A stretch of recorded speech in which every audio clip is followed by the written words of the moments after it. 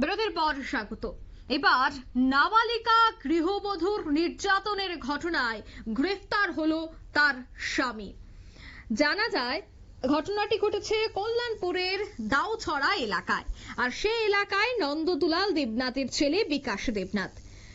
মুখ্যমন্ত্রীর হস্তক্ষেপের পর বৃহস্পতিবার রাতে কল্যাণপুর থানায় পুলিশ গ্রেফতার করে অভিযুক্ত স্বামী বিকাশ দেবনাথকে। যদিও আগরতলা নিবাসী ওই গৃহবধূ আগরতলা মহিলা থানায় 16 মার্চ অভিযোগ জানায়। তার গায়ে আগুন লাগানোর অভিযোগ স্বামী বিকাশ দেবনাথের বিরুদ্ধে। বৃহস্পতিবার ওই নাবালিকা গৃহবধূ চিকিৎসা সংক্রান্ত কারণে রাজ্যের মুখ্যমন্ত্রীর বাড়ির সামনে আসে। এরপরই প্রশাসনের টনক নড়ে।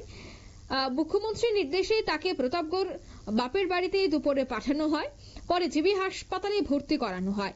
এদিকে মুখ্যমন্ত্রীর হস্তক্ষেপের পর নড়েচড়ে বসে খোয়াই জেলার পুলিশ প্রশাসন। কল্যাণপুর থানায় বৃহস্পতিবার রাতেই ছুটে আসে জেলা পুলিশ সুপার এবং মহকুমা পুলিশ আধিকারিক পান্নালাল সেন। তড়িঘড়ি গ্রেফতার করা হয় মেয়ের বাবা। অভিযোগ মূলে তার স্বামী বিকাশ দাসকে তড়িঘড়ি গ্রেফতার করা হয়েছে তার স্বামী বিকাশ দেবনাথকে।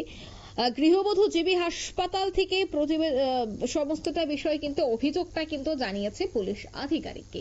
তবে সংশ্লিষ্টরা কি বলছে শোনাচ্ছি। আগরতলা ওমেন পিএস থেকে একটা 0 এফআইআর আমাদের কল্যাণপুর থানাতে আসে।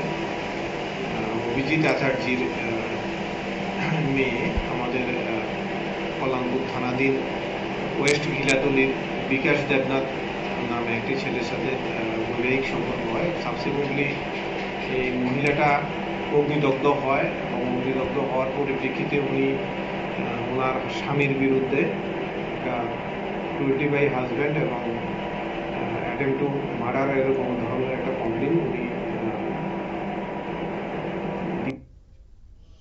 আপনারা শুনলেন পুলিশ আধিকারিকের বক্তব্য। মুখ্যমন্ত্রীর নির্দেশে কিন্তু নড়ে চড়ে বসে পুলিশ প্রশাসন। অবশেষে অভিযুক্ত স্বামীকে গ্রেফতার করা হয়েছে এবং গৃহবধূর অভিযোগ হচ্ছে যে মেয়ে সন্তান জন্ম দেওয়ায় তার উপর শারীরিক এবং মানসিক ভাবে নির্যাতন চালাতো। এখন দেখার বিষয় স্বামী অর্থাৎ এই অভিযুক্তের বিরুদ্ধে কি পদক্ষেপ গ্রহণ করা হয়। নিয়ে নিচ্ছে ছোট একটি বিজ্ঞাপন বিরতি, সঙ্গে থাকুন।